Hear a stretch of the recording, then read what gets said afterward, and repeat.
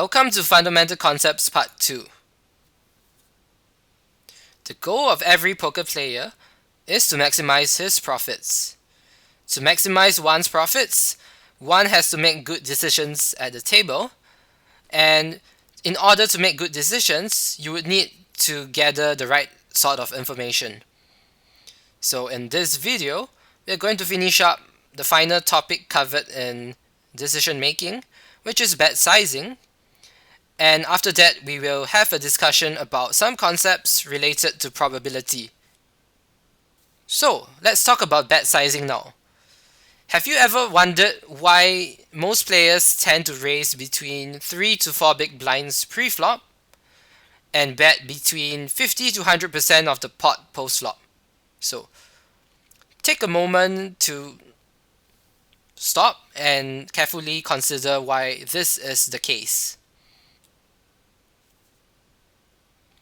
So, when we are planning out our bet sizing, there are two different things we would need to think about.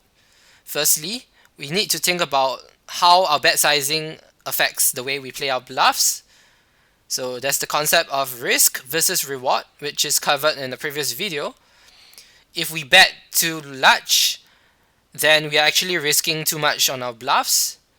And if we bet too small, our opponent probably wouldn't fold too much, given that he is going to be getting really good pot odds to call with a really wide range of hands. So there must be a balance between betting too large and too small. Secondly, we want to be thinking about how bet sizing affects our value hands. So when we have value hands, especially when we have the nuts, we want to be thinking about building up the pot. So if we had the nuts, we would probably want to be getting all our money in by the river. So pot building is something very important to consider. So let's discuss preflop sizing now.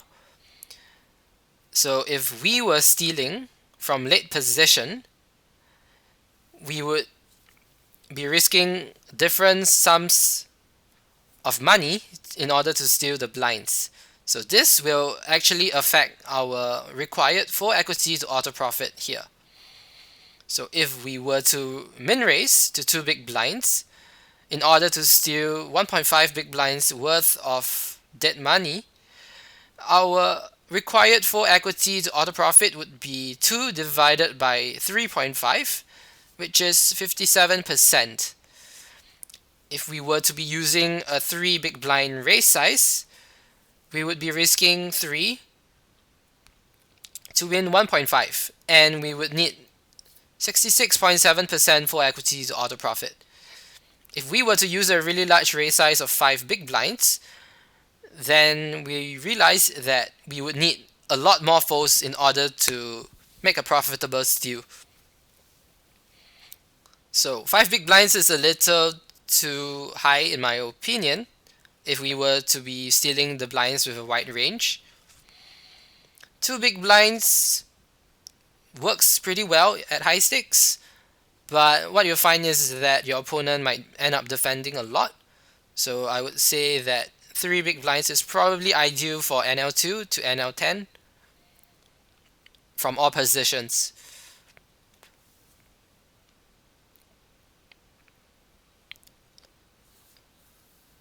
Postflop sizing. So now let's talk about how we want to size our bets if we had bluffs. So as mentioned earlier, we want to ensure that we offer ourselves a good risk to reward ratio on our bluffs. We don't want our bluffs to be too expensive. At the same time, it needs to be large enough in order to generate folds. So the bet sizes, which are very common, are highlighted in yellow. As you can see, a half pot bet offers a reasonable risk-reward ratio on our bluff. We only need our opponent to fold a third of the time in order to auto profit.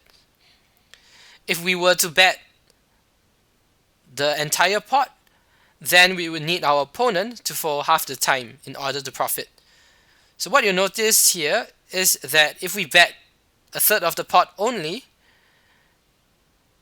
Yes, we do not need our opponent to fold very often. We only need him to fold 25% of the time. But in a lot of instances, our opponent will end up defending really wide. Of course, a really small bet could be applicable in 3-bet pots and 4-bet pots. On the other hand, at the other extreme, we have a 2x pot size bet. It's pretty expensive. We need our opponent to fold 2/3 of the time. So I think in general, we want to be avoiding using such huge sizes on the flop, where we are going to be bluffing a really wide range of hands. Of course, there are certainly situations in which we want to overbet, but those situations tend to be more applicable for river situations.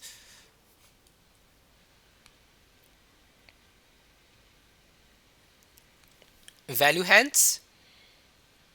So let's talk about value hands now. So let's assume that we have the nuts and we are trying to get our entire stack in by the river. So let's assume that a preflop raise size of 3 big blinds.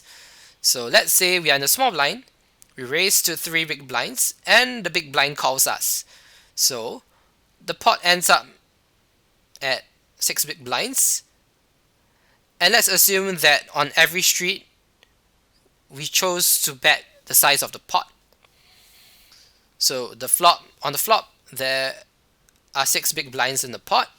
We bet the pot size, which is 6, and he calls, which is another 6. So effectively, the pot is tripling in size. So at the start of the turn or the end of the flop, we have 18 big blinds. Once again, we multiply by 3. At the end of the turn or the start of the river, we end up with 54 big blinds. So eventually, when we get to showdown, there are already 162 big blinds in the pot, meaning that each player has contributed 81 big blinds in the pot. I guess this is a pretty reasonable amount. With the nuts, we managed to get about 80% of our stack in, which I guess is good.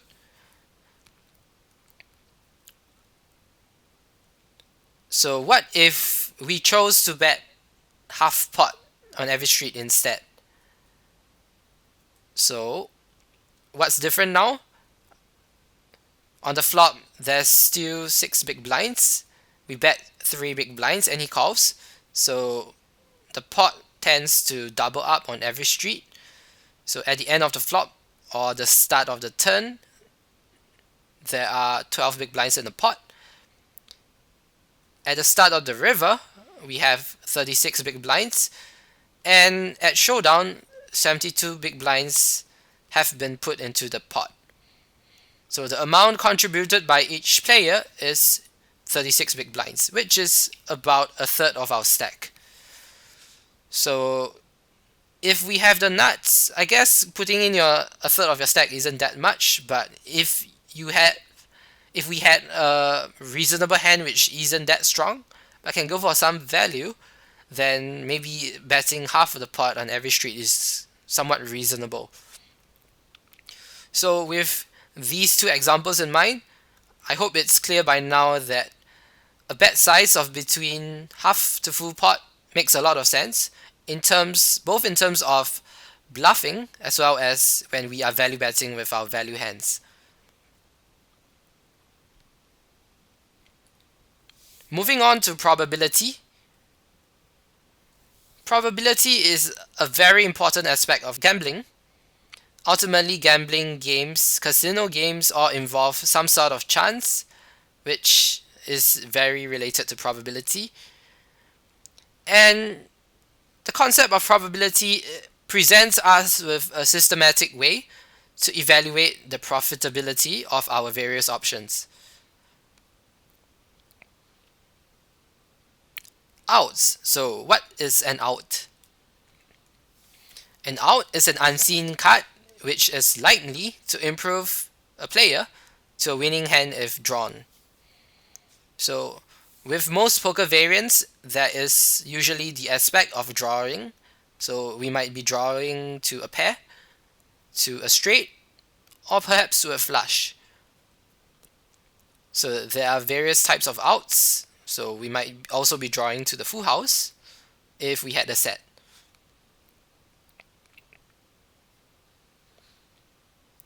Okay, so here is a table. On the left side, we have the type of out, and on the right side, we have the number of outs. So if we had a set on the flop, we have 7 outs to hit a full house or 4 of a kind on the turn. And if we had a set on the turn, we have 10 outs to hit our full house or quads on the river. If we have 2 pairs on the flop or the turn, we have 4 outs to improve to a full house on the river. So to give you an example, if let's say we have ace king of spades, the flop has ace of diamond, king of diamond, 2 of diamond. So we have 4 outs to improve to the full house. The ace of club, the ace of hearts, the king of clubs, and the king of hearts. So that's the 4 outs which will improve us to a full house. Next we have a flush. So there are 13 suits in the deck. So what we mean by a flush draw is that we have 4 to a flush, and if we have 1 more card of the same suit, then we would have 5 of the same suit, which is a flush. So 13 minus 4 equals to 9. So if there are 4 cards of the same suit already out in the deck, on the board or in our whole cards, then there are going to be 9 cards left to improve us to a flush. As for open-ended straight draws, there are 8 outs, so 4 on either side. So if let's say we have king queen and the board has a jack and a 10, so 4 aces will improve us to the high straight, and 4 nines will improve us to the low straight. So that's 8 outs. So a gut shot straight draw is also referred to as an inside straight draw. So if we had ace king and the board is jack 10, jack 10 5 for example, then only 4 queens will improve us to the straight. If we had a pair and we are thinking about how many outs improves us to 2 pairs or trips, then we'll find that we have 2 outs which will improve us to trips, and 3 outs which will improve us to 2 pair. If we have overcuts and we are trying to draw to the top pair, what we'll find is that we have 6 outs. So for example, if the board is 2-2-2 and I have ace king of hearts, then there are only 3 aces and 3 kings left in the deck. So that's a total of 6 outs. Next thing to note is that there are 52 cards in the deck, and we have 2 whole cards, so we can actually see 2 cards. On the flop, 3 cards will already be out. If we were at the turn, we can already see 4 cards on the board, and if we were at the river, we would be able to see all 5 cards on the board. So, to give an example, if we were at the flop, we would be able to see 2 of our own cards and 3 of the cards on the flop. This means that there are 47 unknown cards and 5 known cards. So if we want to know how often we will improve to a stronger hand, we take to find that probability, we take the number of outs divided by 47, which is the number of unknown cards. If we were trying to find out how many river outs, how often we would hit one of our river outs, we take the number of outs divided by 46. So since there are 6 known cards, 52 minus 6 gives us 46, which is the number of unknown cards left in the deck. This brings us to the rule of 2 and rule of 4. So here's a quick way of estimating the probability of hitting a draw. So the probability of completing a draw on a turn is number of outs divided by 46, as mentioned earlier. You can actually round it off to number of outs divided by 50, which is approximately the number of outs times 2%. I guess you can plus 1 or 2% since you are dividing by 46, which is a smaller number than 50, meaning that your n probability will be a bit higher than what you would otherwise get if you multiplied it by 2%. So the probability of completing the draw by the river, if we were on the flop, could be estimated by taking the number of outs multiplied by 4.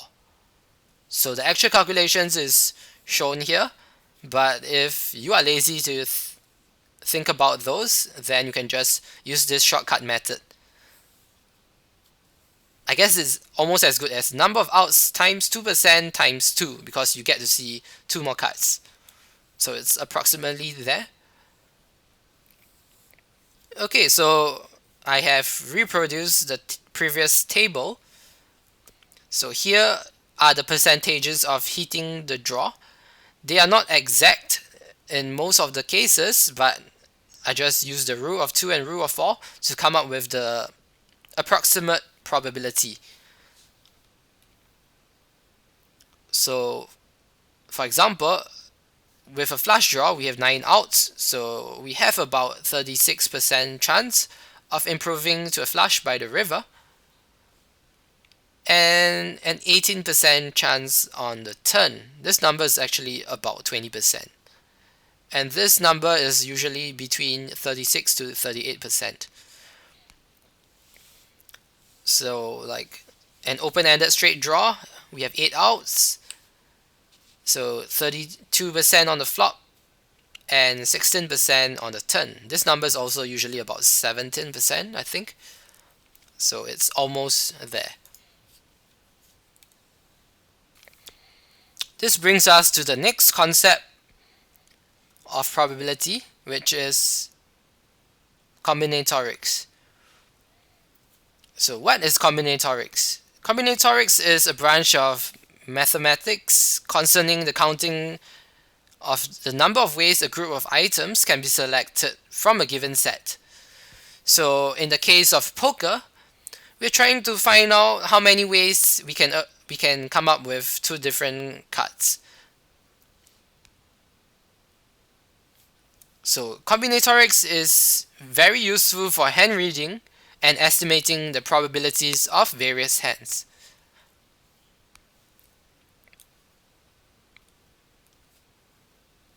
When we are talking about combinatorics, the order doesn't matter. So if you recall high school math, in this case we are dealing with the combination and not the permutation. So for example, ace of hearts, king of clubs is exactly the same as king of clubs, ace of hearts. This is not like a combination code to a locker or a pin, whereby 485 is going to be different from 584.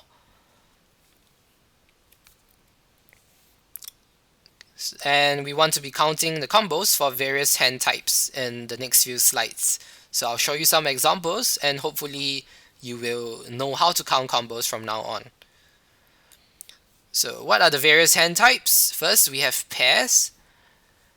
Next we have unpaired hands.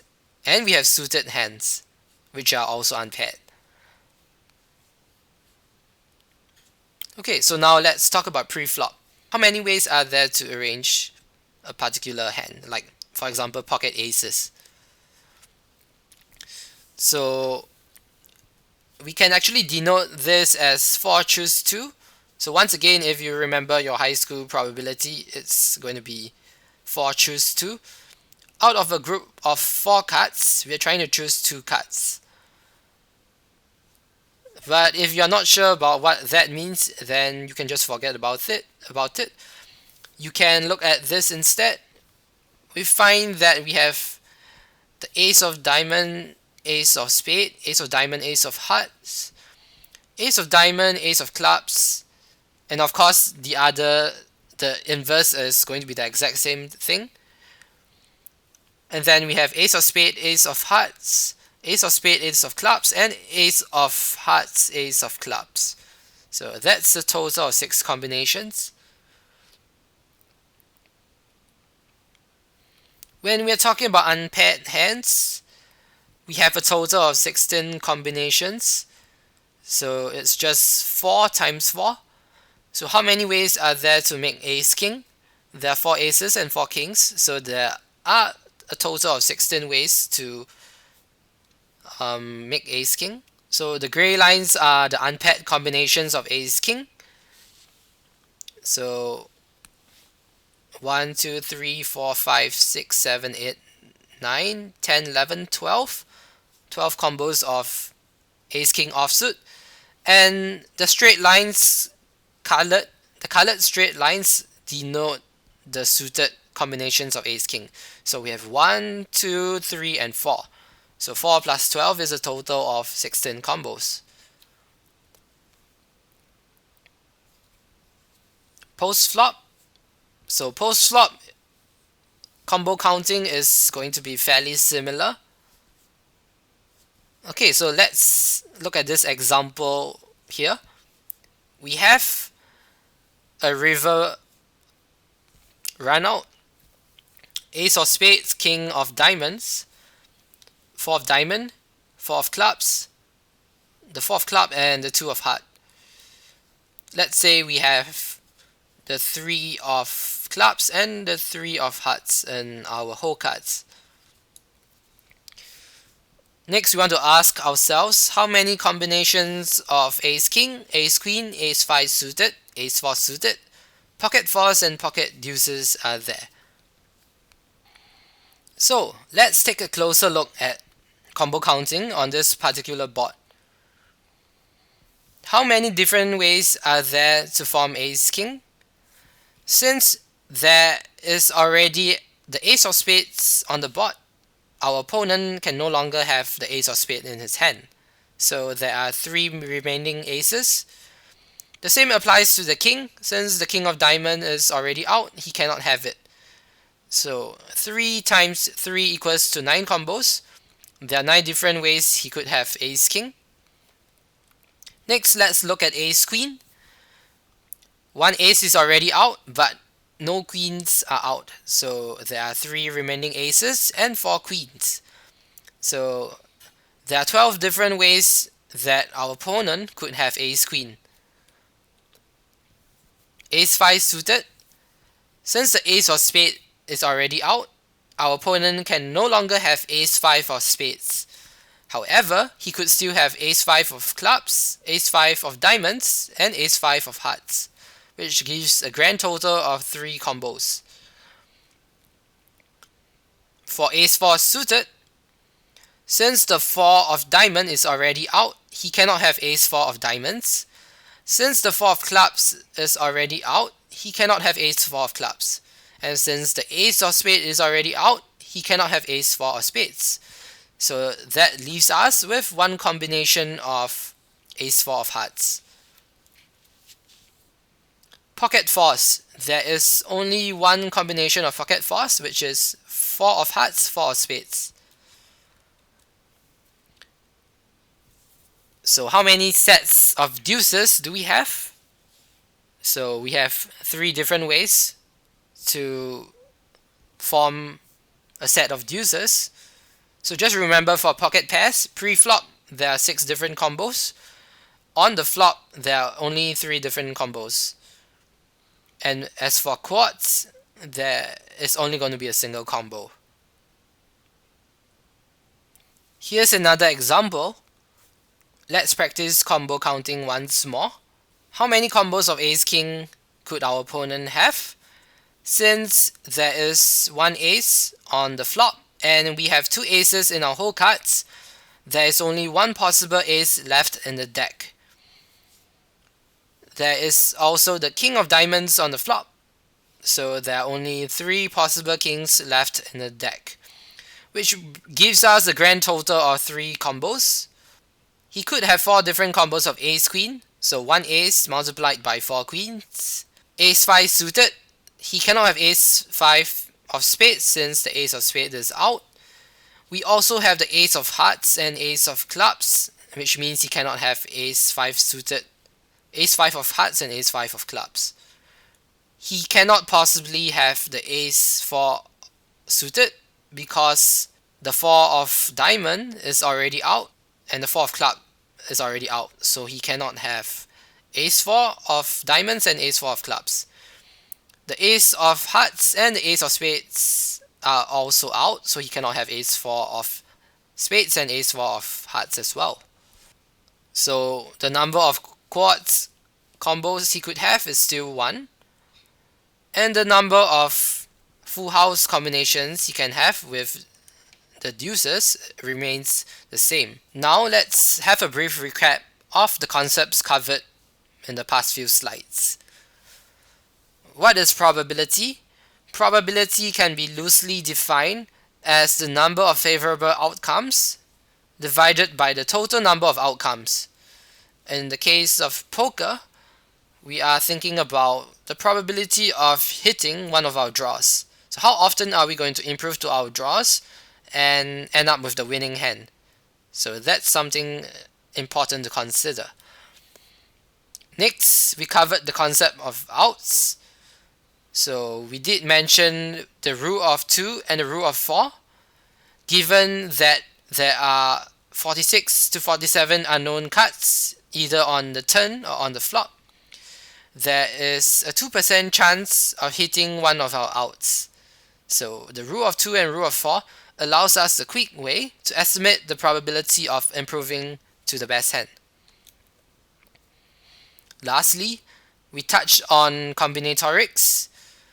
Combinatorics is a useful way of estimating the probability of our opponent having a particular hand. So if let's say we know that our opponent can have 100 combinations of hands, and we somehow knew that he has 16 possible combination of ace king, that means that he is going to have ace king 16% of the time.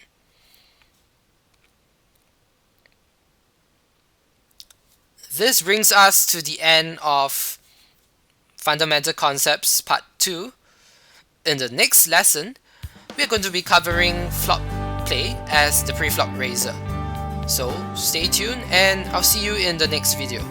Thank you for watching and have a nice day.